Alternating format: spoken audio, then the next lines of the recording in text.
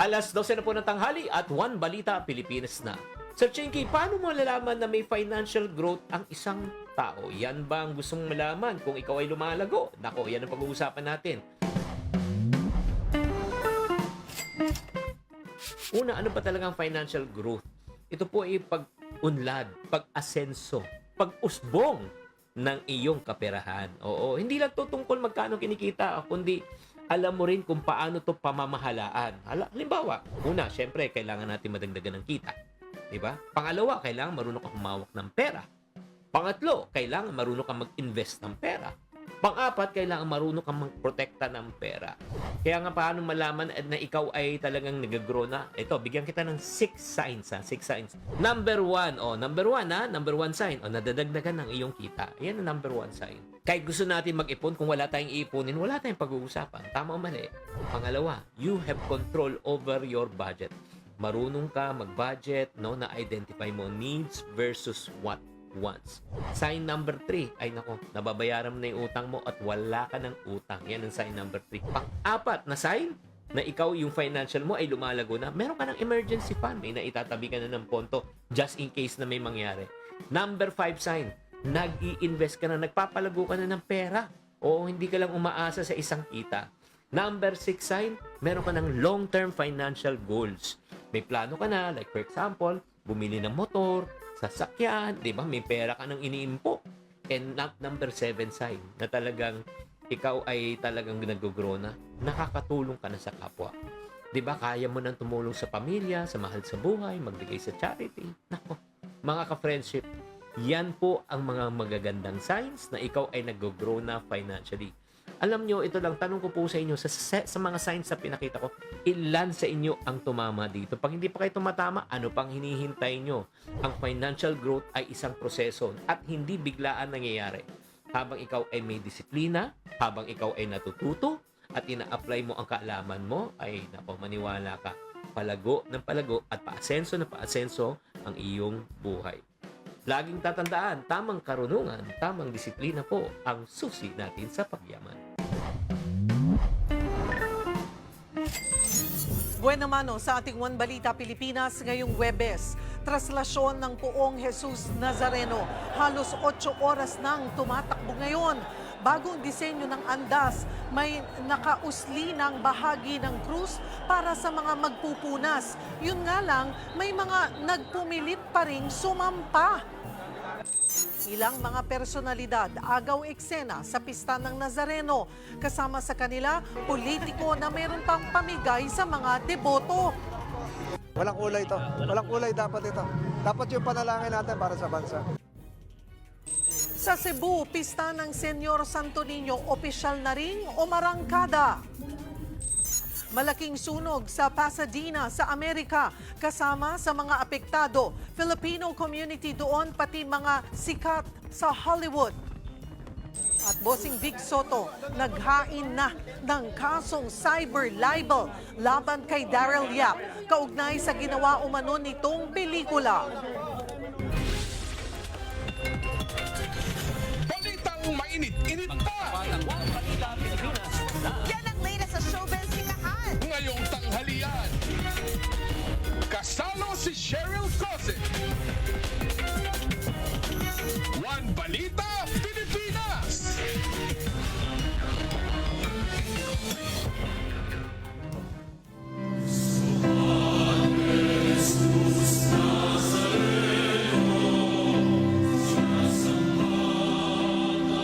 Magandang tanghali, Luzon, Visayas at Mindanao.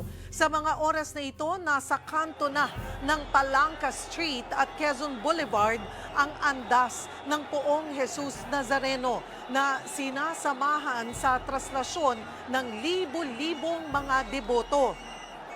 Deklaradong holiday ang okasyong ito sa syudad ng Maynila, habang ipinagdiriwang din ito bilang National Feast of Jesus the Nazareth sa iba pang mga parokya ng Simbahang Katolika sa buong bansa. Pamorningan ng mga deboto ng Poong Jesus Nazareno sa Quirino Grandstand matapos nilang pumila ng ilang oras sa pahalik. Parte na raw kasi ng pangamanata nilang dumalo sa pahalik at sa mismong traslasyon. Hanggang kinabukasan na kami rito. Pagkatapos ng misa, ano na kami, uwi na. Para naman sa mga batang mga may sakit, umaano naman sila, gumagaling, ganun. Taon-taon, ganun ang naano namin. Lahat kami, Team Looban. Nakita rin sa pagpupugay si Senador Francis Tolentino.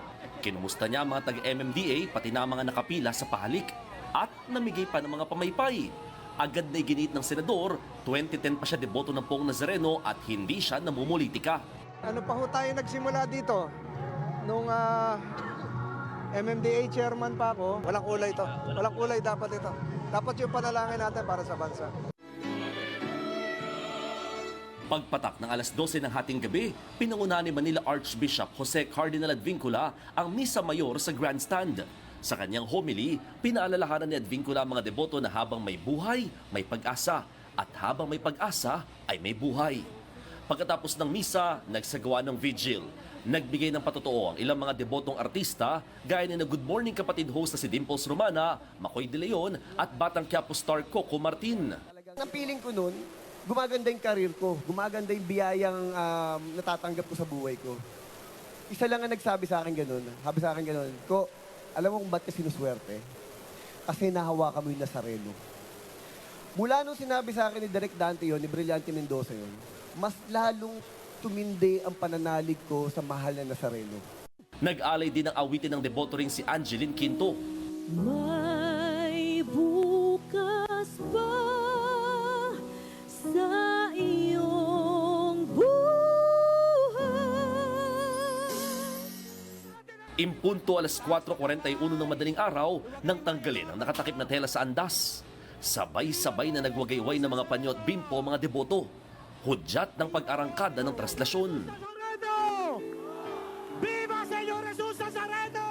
Sarado ang likurang bahagi ng andas pero nakalabas ang bahagi ng krus para sa mga magpapapunas. Hirap na rin itong masampahan pero kanina may ilan pa ring nagpumilit.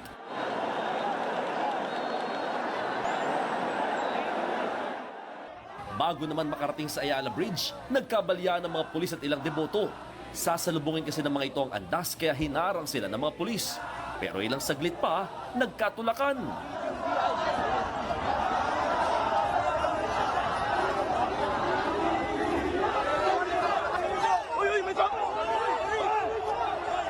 Hanggang sa hindi na kinaya ng puwersa ng mga pulis ang dami ng mga deboto at nakalusot ang mga ito. Ako, Simon Gualvez, para sa 1PH. Bago ang traslasyon, nagkatensyon pa habang nagsasagawa ng clearing operation sa mga kalsadang daraanan ng andas. Hindi nakaligtas maging ang media sa init ng ulo ng mga nasita. Magbabalita si Gerard de la Peña.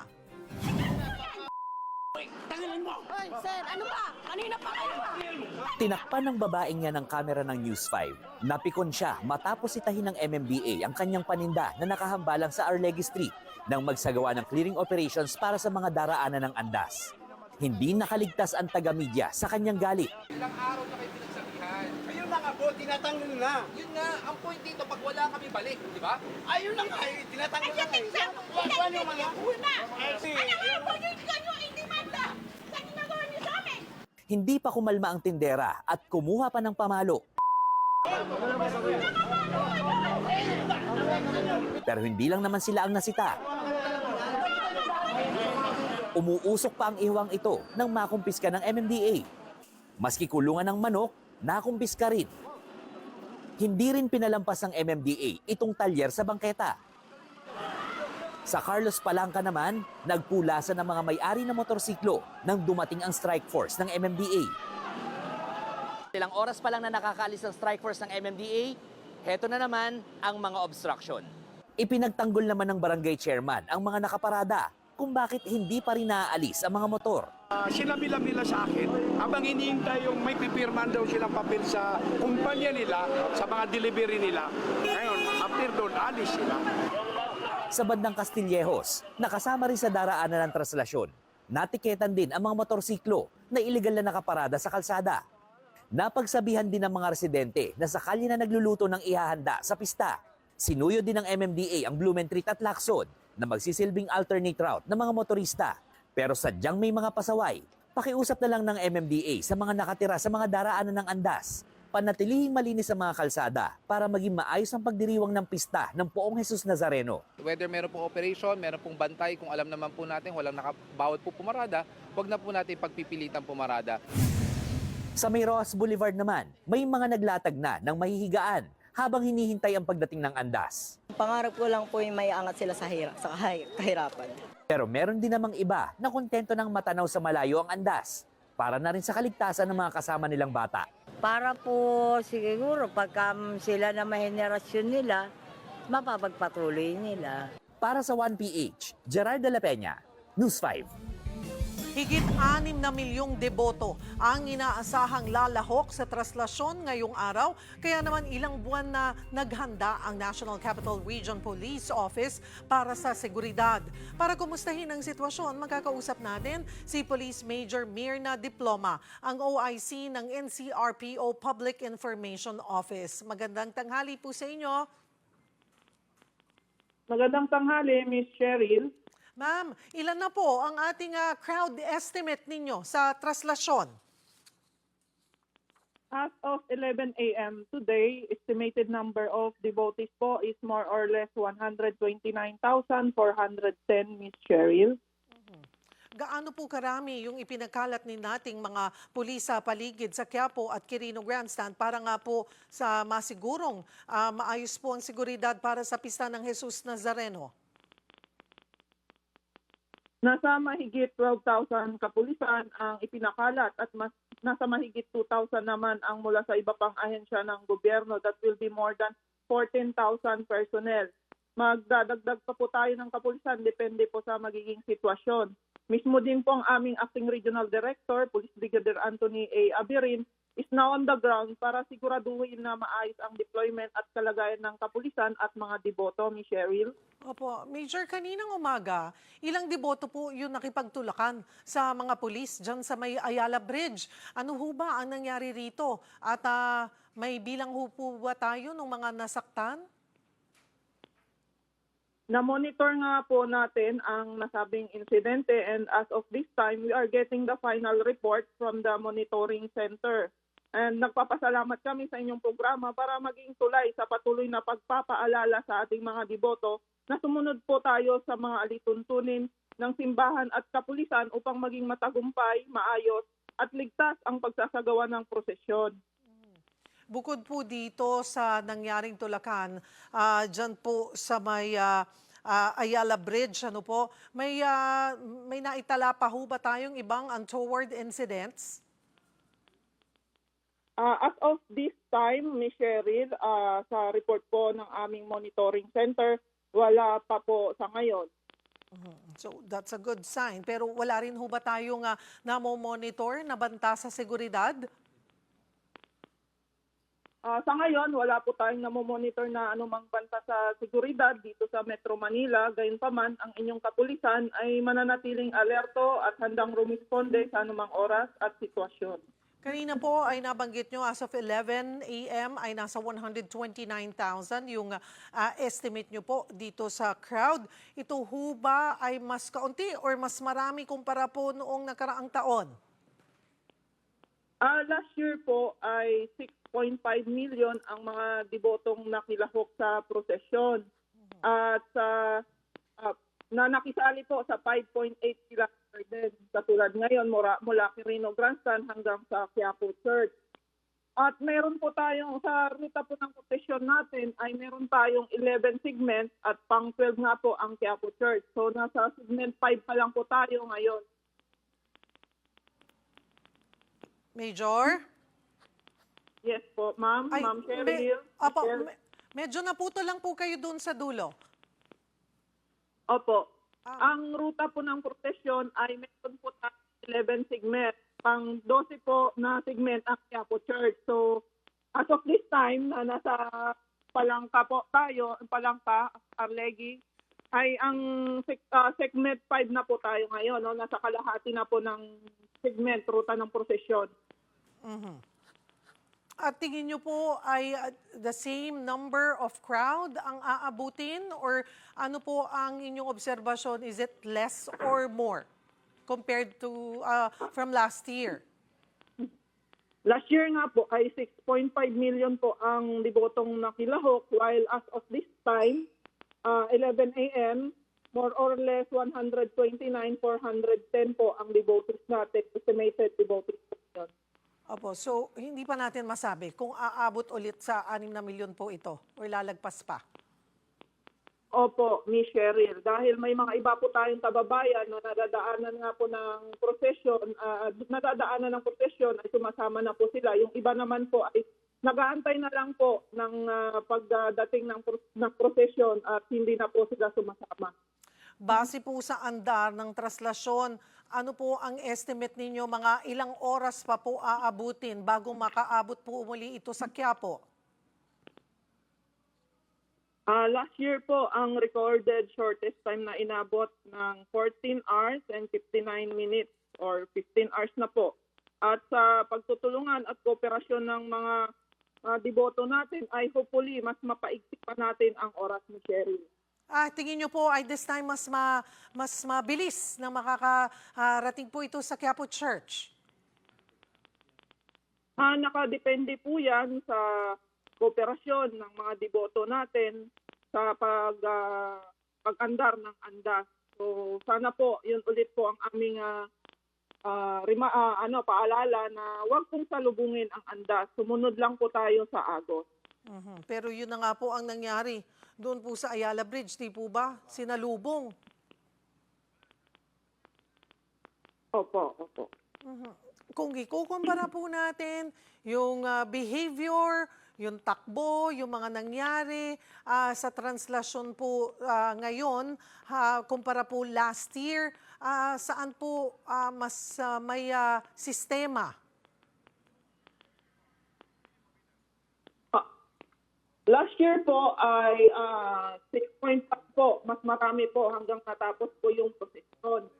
So sa ngayon po kasi, sa ating estimated crowd ay nasa 135,500 as of 12 noon. Updated na po ito. Kanina po yung binanggit ko na data as of 11. So 11 a.m. So ngayon po, updated na po. 12 noon is more or less 133,500 po ngayon ang devotees natin. Opo, ma'am, but I'm talking about yung sistema, yung behavior ng mga deboto. Mas maayos po ba yung last year or mas maganda po yung flow ngayon? Sa assessment po natin hanggang matapos po natin ang prosesyon. Doon po tayo magkakaroon ng final assessment, Ms. Cheryl. Nasa segment na rin po tayo, Ms. Cheryl. Update lang po. So, kung 12 segments po tayo, nakalaki na po natin, Ms. Cheryl. Nasa 6 na po tayo? Nasa pang-6 na po tayo sa mga oras na ito? Segment 6, Ms. Cheryl. Segment 6. Tapos idagdag ko na rin po, Ms. Cheryl, sa sa monitoring namin, may 294 total po. Andyan po yung nahilo, masakit ang ulo, nawala ng malay, wounds, may sprain, na hypertension, chest pain, nahirapan huminga, and others po. Meron din pong dito isa 294 na nagsuka. Pero it's good. Wala pa po tayong naitatalang any casualty. Ano pa lang po ito, injuries pa lang po, injuries. Major, mahaba-haba pa po ang tatahakin ng prosesyon para sa mga hahabol pang deboto. Ano ho ang ating paalala para matapos ng mapayapa ang traslasyon ng Jesus Nazareno? Muli po, uulitin po namin ulit, huwag magtulakan upang walang masaktan sa pagsasagawa ng prosesyon. Bawal ang sumampa sa andas sa ating mga kababayan na may sakit, may karamdaman o disabled, senior citizen, buntis, mayroong dalang maliit na bata. Kung maaari po ay huwag na pong sumama sa prosesyon. Maraming salamat po for the update. Major Mirna Diploma, ang OIC ng NCRPO Public Information Office. Kasalukuyan nang binabagtas nga po ng andas ng Puong Jesus Nazareno ang Quezon Boulevard. Bukod sa mga sumasampa at balyahan, nasaksihan din natin ang ilang mga hinimatay at nasugatan sa traslasyon. At base nga po sa huling tala ay umabot na sa 294 ang injuries. Samantala, sa Minor Basilica and National Shrine of Jesus Nazareno, tuloy-tuloy pa rin ang oras-oras na misa. Susunod, ngayong pista ng Poong Jesus Nazareno, alamin natin ang kwento sa likod ng panata ng ilang deboto. Sinulog Festival sa Cebu, umarangkada na. At matapos kusang sumuko sa NBI dahil sa kinasasangkutang kaso, Rufa May Quinto nagpiyansa na. Yan at iba pa sa pagbabalik ng One Balita, Pilipinas.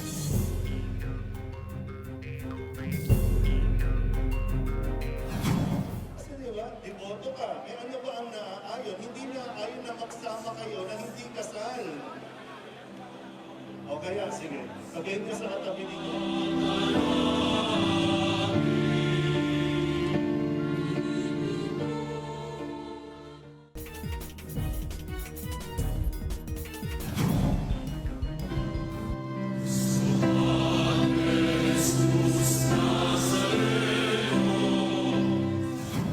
Sa mga oras na ito, patuloy na binabagtas po ng andas ang Quezon Boulevard.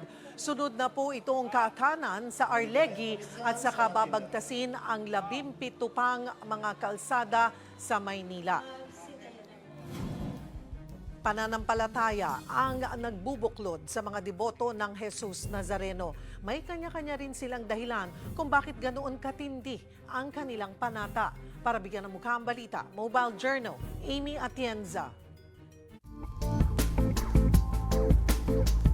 Hindi pa man nagsisimula ang prosesyon para sa Poong Nazareno.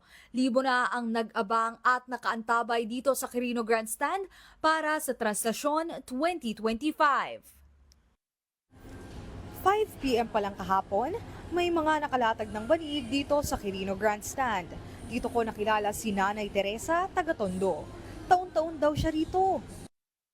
Yung pinupunta namin dito, lalo na ako, o yung mga pamilya ko, yung mga kasama ko, apo ko, ang nakakaluwag naman sa amin, parang nararamdaman namin. Hindi naman po pwede na yung gusto natin ang masunod. Pero si Truly, nanggaling pa ng Aklan.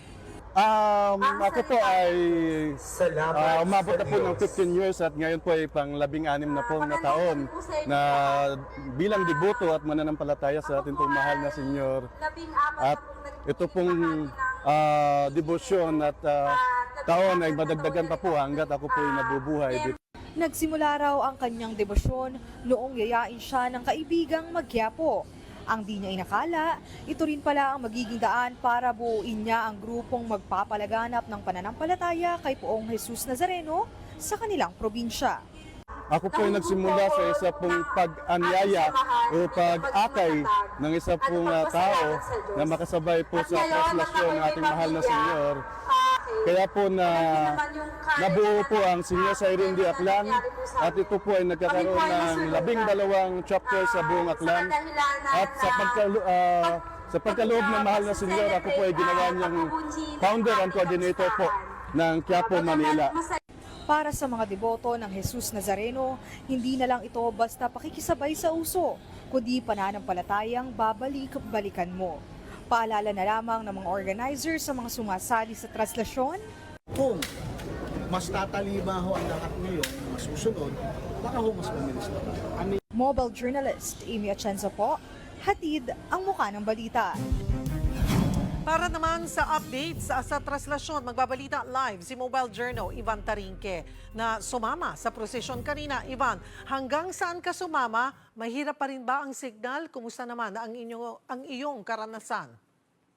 Tama ka dyan, Cheryl. No? Kung sumama tayo kanina mula Quirino Grandstand hanggang dito sa may Ayala Boulevard, no? Umabot tayo doon kanina. So kanina napansin natin na marami pa rin mga deboto ang gusto talagang umakyat dito nga sa anda na kahit na ipinagbabawal, pinagbabawal yan, hindi talaga mapigilan yung ilang mga deboto na umakyat kahit na sinasabi ng pamunuan ng simbahan na medyo bago na, ay binago nila yung kanilang disenyo para mas mahirapan na raw itong maakyat. Kanina napansin din natin na medyo nahirapan, nagpaikot-ikot po palabas ng Katigbak Parkway itong anda dahil nga doon pa lang ay sinablubong na kaagad ito ng daan-daan o kaya libo-libong mga deboto hanggang sa makalabas nga ito at paglabas noon, mas marami namang mga deboto ang nag-aabang sa ibang kalsada sa ruta nito. Cheryl.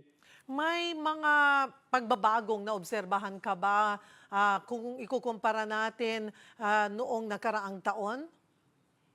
Cheryl, isa nga sa nagbago ngayong taon ay yung disenyo nga nung andas, no? Mas mahirap na raw itong akyatan ng mga deboto para maiwasan nga yung mga aksidente pwede maidulot nito, no? Pinagbawalan rin ngayon, Cheryl, yung makapasok at makapag-abang ang mga deboto sa may Ayala Bridge. Ito raw kasi ay para mas mapabilis ang traslasyon ngayong taon. Pero sa kabila nga nito ay nabuwag pa rin at nakapasok ang ilang mga deboto sa Ayala Bridge bago pa man makadating dito ang andas. Pero Cheryl, malaking bagay raw na hindi na bago ang ruta ng traslasyon ngayong taon. Mas kabisado na raw kasi ito ng mga deboto at ng mga hihos na magtuturo ng direksyon pabalik ng andas sa simbahan ng Quiapo. Doon sa latest count, Ivan, nasa almost 300 na daw yung injuries. May nakita ka bang nasaktan o hinahimatay sa gitna ng prosesyon? Cheryl, kanina may mangilan-gilan tayong mga nakita ng mga deboto na dinala sa mga medical tents at kinailangan na bigyan ng medical attention. No, karamihan dito ay yung mga deboto nga kinulang sa hangin at nahirapan na huminga. Marami rin yung mga deboto nga nasugatan sa kanilang binti at mga paa na natapakan ng kanila pang kapwa deboto. No? Hanggang sa ngayon, Cheryl, marami paramang mga medical tents na nakakalat sa ruta ng traslasyon ngayong araw. Cheryl. Maraming salamat, Mobile Journal, Ivan Tarinque. Bagaman umuusad na ang andas ng Jesus Nazareno, tuloy-tuloy pa rin ang pahalik sa Quirino Grandstand. Para sa update, magbabalita live si Mobile Journal, Merimon Reyes. Merimon, marami pa rin ba ang mga deboto dyan? Alright, babalikan po natin si Merimon Reyes.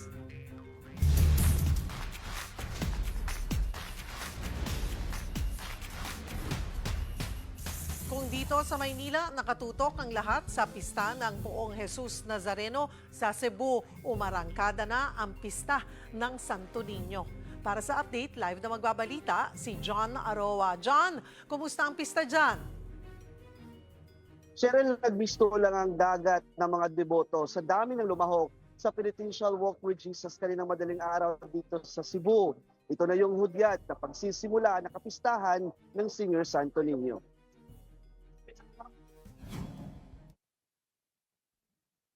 Ang karo sakay ang imahe ng Santo Niño. Ang ilan sa mga debotong sumama may sariling bitbit na imahe ng Senyor Santo Niño. Pagdating sa Basilika, nakaabang din ang mga deboto kung saan idinaos ang opening salvo mass. Ang 73 taong gulang na si Nanay Cortez, malaki ang pasasalamat dahil hiniling niya raw kay Santo Niño na guminhawa ang buhay ng kanyang mga anak. Pasalamat po sa daghan kay grasya yung hatag namo.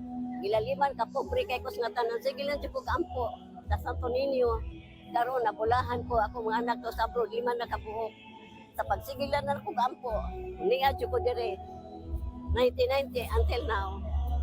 Jud ko salamat sa Santo Niño ha. Ang deboto namang si Nanay Mary Ann na taon-taong lumalahok, nagpapasalamat rin sa mga biyaya at maayos na kalusugan. Marami. Tulad ng anak ko noon, isang adik.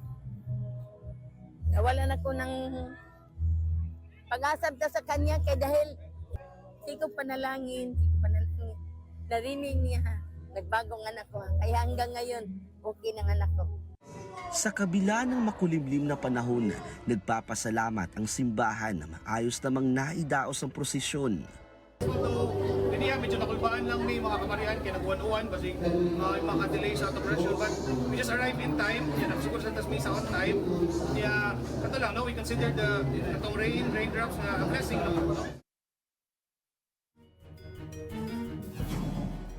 Cheryl, sa pangkalahatan, naging maayos naman ang pagdaraos ng Penitential Walk with Jesus kaninang madaling araw dito sa Cebu na dinaluhan na nasa 160,000 katao. Binuksan na rin ang mga isinarang kalsada para sa prosesyon, partikular na ngayon itong Osmeña Boulevard. Sa ngayon ay sunod-sunod na ang isasagawang misa dito sa Basilica na tatagal hanggang sa susunod na linggo. Cheryl. Daghang salamat, John Aroa. Susunod, sugatan sa traslasyon pumalo na sa halos 300. Pag-uusapan natin yan at iba pang emergency sa pista ng Nazareno kasama ang Philippine Red Cross. At Bossing Vic Soto, naghain ng kasong cyber libel laban kay Daryl Yap, kaugnay sa ginawa umano nitong pelikula. Yan at iba pa sa pagbabalik ng One Balita, Pilipinas.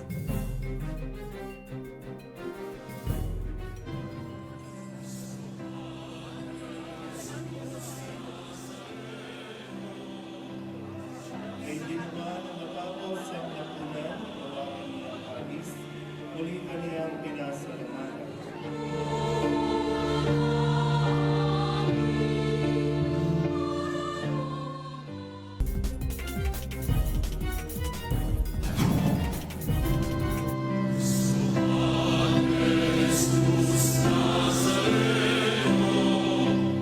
Sa mga oras na ito, mabagal or halos hindi na po talaga gumagalaw yung andas dyan po sa may bahagi ng Quezon Boulevard. At sa nakikita nyo po sa inyong mga TV screen ay talagang kahit na po na redesign na yung bagong andas po ng Poong Nazareno para hindi na nga makasampasana yung mga deboto. Kitang-kita po natin sa ating mga TV screen talagang nagpupumilit yung mga deboto. Ayun, may nahulog pa po yung babae, lalaki, talagang nagsasampahan po. Hindi nila alintana na masasaktan po sila.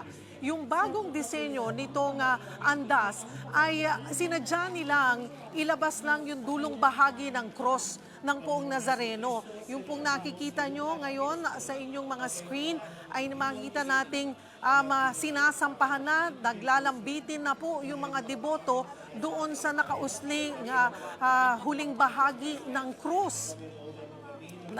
Kita po natin talagang hindi na makagalaw ang andas.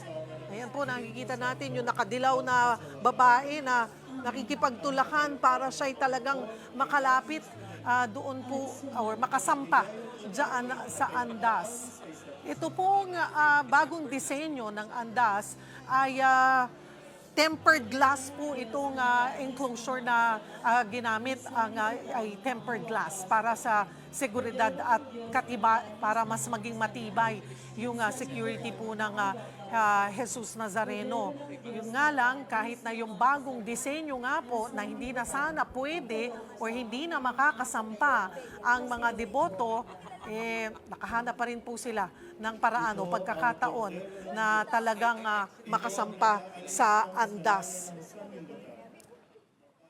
Bagaman umuusad na ang traslasyon, tuloy-tuloy pa rin po ang pahalik sa Quirino Grandstand.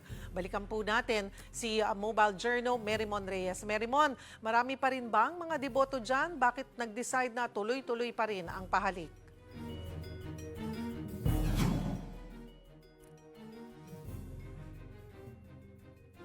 Alright, nag-freeze lamang po. Medyo may challenges lang po tayo sa ating mga signal. Samantala, tuloy-tuloy ang dating ng mga deboto nga sa Minor Basilica or Minor Basilica and National Shrine of Jesus Nazareno o mas kilala bilang Quiapo Church. Para sa update magbabalita live si Mobile Journal, Julie Baiza. Julie, kumusta ang sitwasyon dyan?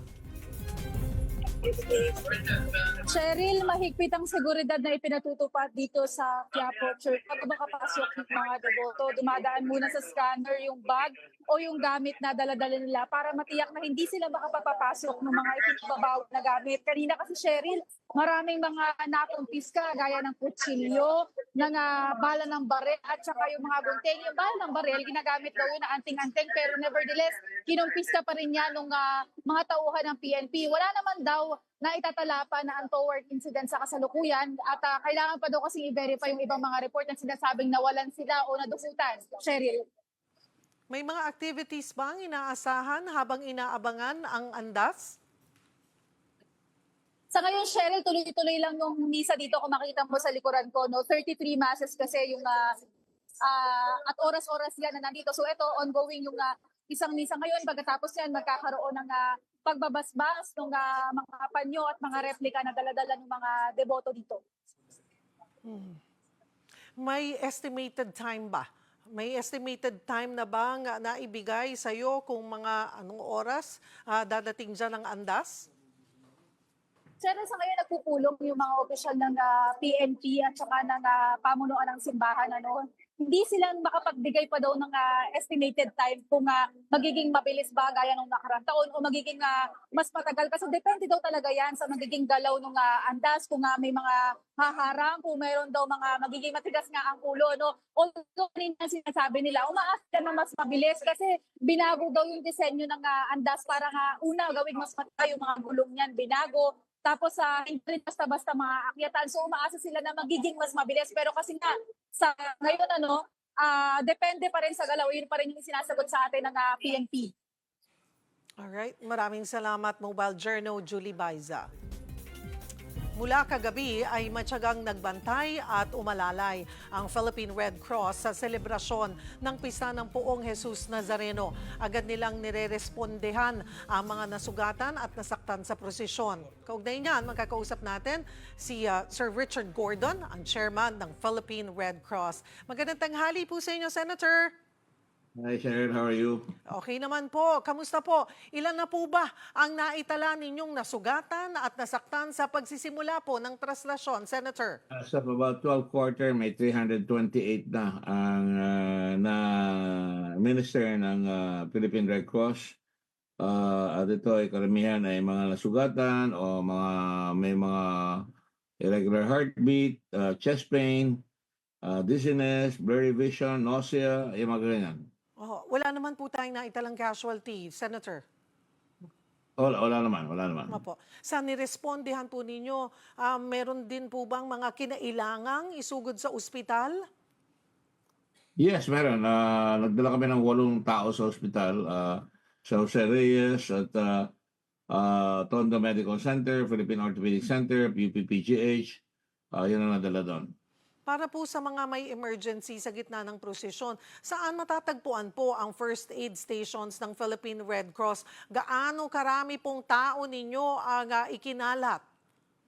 There are 1,180 actual personnel on the ground, mga volunteers and staff, and we have 18 first aid stations, and we have 170 first aiders as well as 12 scooters na nagbabantay o sumasabay sa prosesyon.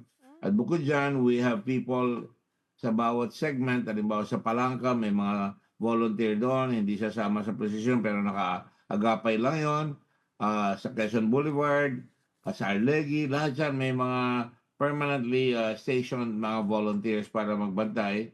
At makikita mo, meron tayong field hospital at nakahanda tayo, lahat ng gamit na andyan. At pati defibrillator machines, ventilator machines, pati EKG meron at yan ay ginagamit. Kagabi na dumaan ako dyan, meron isang matanda na nahimatay at inaasikaso. Ang doktor namin dyan, may mga doktor pang galing abroad. Kadarating lang ng isa galing sa Azerbaijan at saka sa Armenia. May giyera doon at tumuloy dito. At pati yung isang staff ko na dati nagtatrabaho sa akin na sumama. Andun naman sa Doctors Beyond Borders. At meron pa kaming Indian doctor. And we have about 10 doctors and 20 nurses on 24-hour watch. So we have 20 ambulances na nakaagapay dyan sa prosesyon at handang tumulong palagi. At yan napatunayan na natin na very, very effective yan during the last 20 years na naandyan ang Red Cross. Opo. Senator Gordon, yung pong paghahandang ginawa nyo po ngayong taon ay mas marami po ba kayong itinalaga talagang tao? At kanina nakita ko, sabi nyo nga po, may scooters pa kayo ngayon.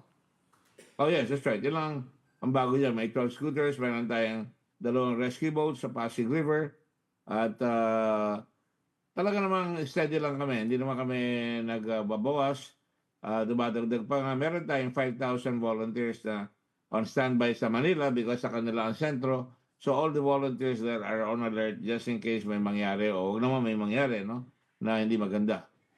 But scooter kagabi, nasubukan ko, sinabahan ako dyan, hindi kami makapasok eh. Dahil tumigil lang ang traffic, nag-block na ng road. Pero nagiyahan ako ng mga scooter natin na makapasok doon sa ating emergency field hospital na aking binisita. Tinignan ko yung 1,000 mga volunteers natin, nakasakay sa mga ambulances, nakasakay sa mga scooters, saka sa mga nandun sa first aid. Ang mga tao, pag nakita nila yung mga Red Cross na nakasuot, pwede lang puntahan niya, humingi ng tulong kung nahihilo sila, o they're dizzy, o halimbawa gusto nilang tumawag sa kanilang kamag-anak, kailangan lang matawagan, they can go there and babato natin yung mensahe nila sa Operation Center para makontak yung mga kaibigan, mga kamag-anak nila. Bukod dyan, we have people in the hospitals. Pag dinala kayo sa hospital, sa 24 hospitals sa Manila na partner namin, meron mga welfare people ng Red Cross doon na kung kailangan nyo ng dugo, kung kailangan nyo tumawag sa mga kamag-anak nyo, they are there to help you. Senator, mahaba-haba pa po yung tatahakin ng traslasyon. Nangangalahati pa lamang po. Ano ulit ang inyong safety tips sa mga deboto? Paalala po sa kanila. Well, katulad kanina, sabi ng mga pulis, mapipigilan nila yung crowd doon sa Ayala Bridge. Hindi napigilan. Nakita ko, dambahan yung mga tao, may nasagasaan ng mga tao, buti lang na sa wata kagad.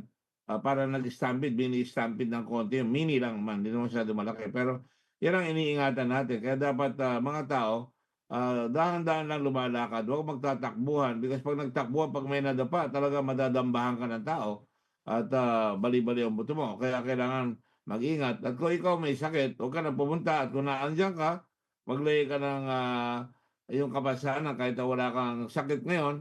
Kung ikaw ay diabetic, maglagay ka ng papel sa bulsa mo na sinasabi mo, ako ay diabetic, ako ay type AB ang dugo ko, para mas mabilis ka matutulungan ng mga taga-Red Cross.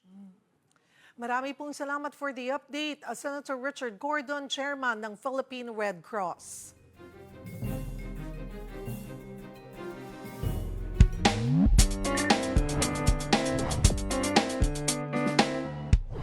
Magandang tanghali mga kapatid. Umarangkada na ang traslasyon ng Poong Jesus Nazareno mula Quirino Grandstand pabalik ng Minor Basilica and National Shrine of Jesus Nazareno o kilala natin bilang Quiapo Church. Libo-libong deboto ang kasalukuyang sumama sa paglalakbay ng andas bilang pamamanata sa Poon. Kayo mga kapatid, paano nyo ipinakikita ang pamamanata nyo sa Diyos sa iyong sariling pamamaraan? Tara, samahan nyo ako at magtatanong tayo dito. Siyempre gumaling lang yung tuloy-tuloy yung ano ko. Yung? Apo ko po, naging leukemia cancer patient po siya. Oo. Sarili panata mo, ano? Gusto ko po yung gumaling sa hika yung asawa ko. Tapos sana po lagi po kaming bigyan ng lakas ng katawan. Kasi po panata ko po ito kasi nung nagkasakit po ako, dito po ako humiling eh. Dito po ako na gumaling po dahil po sa sakit ko dati na hindi po ako nakalakad. Kaya yan po, taon-taon po kami na nandito po. Ano po, ang panata ko po, pagpapasalamat sa Diyos, ayun na. First time po kasi namin to makarating ngayon dito. Tapos hinihiling ko po kasi, yan nga, good health sa pamilya. Ako inyong hani ng bayan, ang tunay at nag-iisang pantanggal-umay sa pananghalian.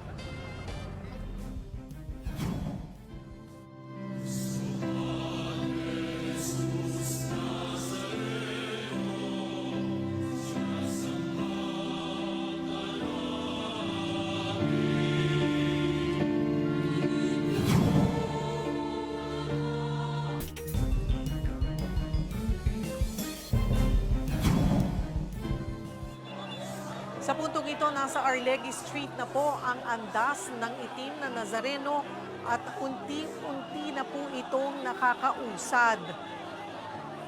Kita po natin na talagang nagkakagulo po yung ating mga deboto at gustong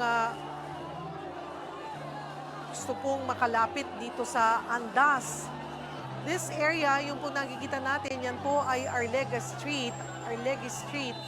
At marahil ay parating na po yung Andas. Medyo nagkakatulakan pa rin, pero makita natin yung tali na hinahawakan doon po sa Andas. So nangangalahati na po ang biyahe nitong Andas. Wala pang masabi ang mga authorities kung ilang oras pa aabot o tatagal ang prosesyon. At sa huling tala, pasado alas 12 ng tanghali, ay nasa mahigit 328 na po ang naitatalang injuries. Base po yan sa record ng Philippine Red Cross.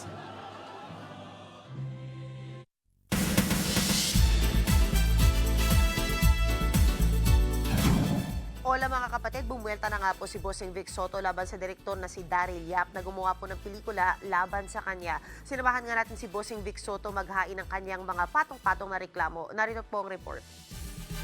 A lot of people have been asking, what's your reaction? Ito na po yun. Bossing fires back. Pasado alas 10 kanina dumating sa Muntinlupa Regional Trial Court si Bossing Vic Soto kasama ang may bahay niya na si Pauline Luna. Light ang mood ni Bossing. Pero syempre, hindi naman napigilan ng mga nagtatrabaho sa RTC na mag-fangirl at fanboy sa kanya at sa misis. Pero si Bossing means business dahil 19 counts of cyber libel ang inihain niya sa Fiscal's Office. Laban yan sa direktor na si Daryl Yap na gumawa ng umano'y malaswang teaser kung saan tahasang tinawag na rapist si Bossing Vic Soto. Wala naman akong pinipersonal. But I'm just against irresponsible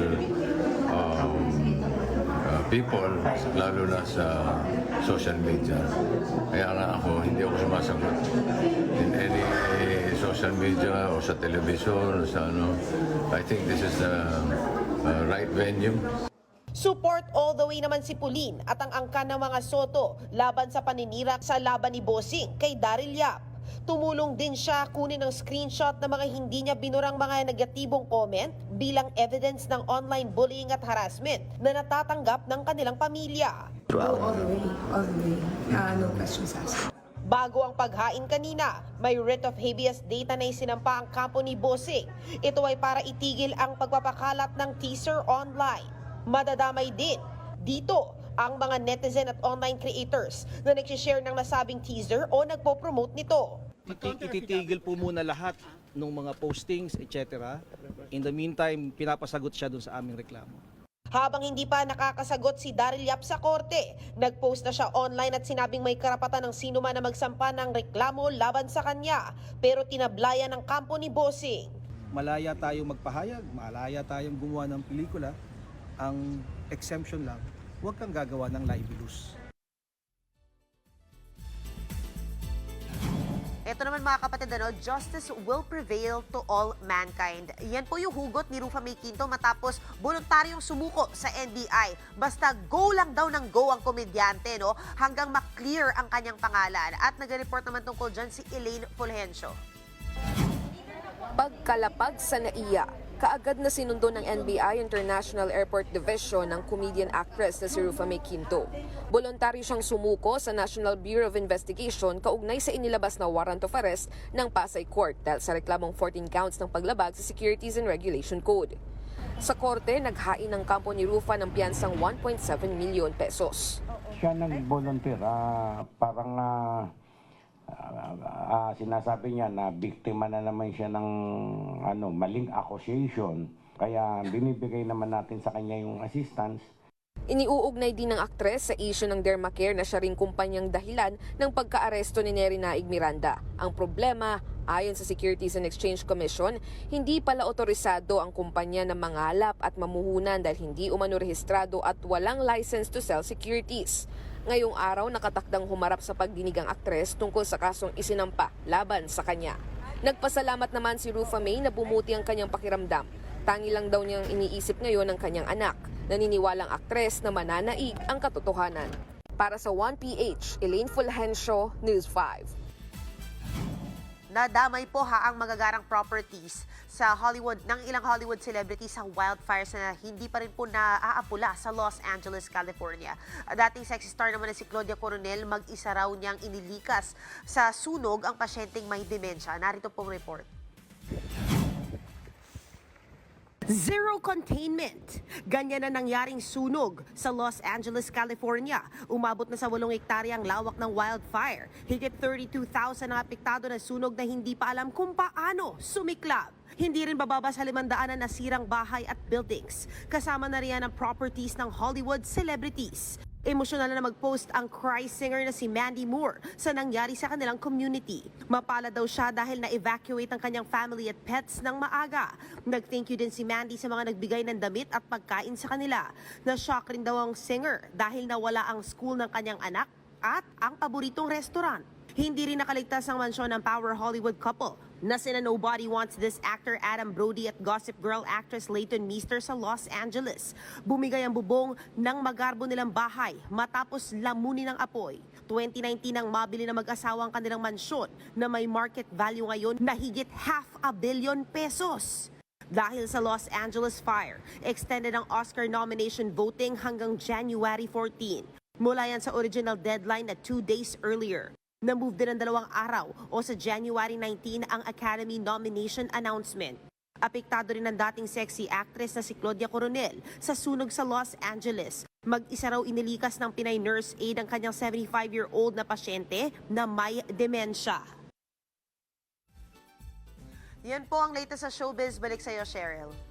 Thank you, MJ. Sa mga kapatid po nating namamanata sa Poong Jesus Nazareno, naway gawin nating makabuluhan at isa puso ang tunay na diwa ng pistang ito. Yan po ang mga bumabanderang balita at public service sa inyong tunay na kasalo sa tanghali hanggang bukas. Dito sa Balita magpapabusog sa inyong kaalaman. Ako po si Cheryl Cosim. Kami ang 1PH, teleserbisyo para sa Pilipino.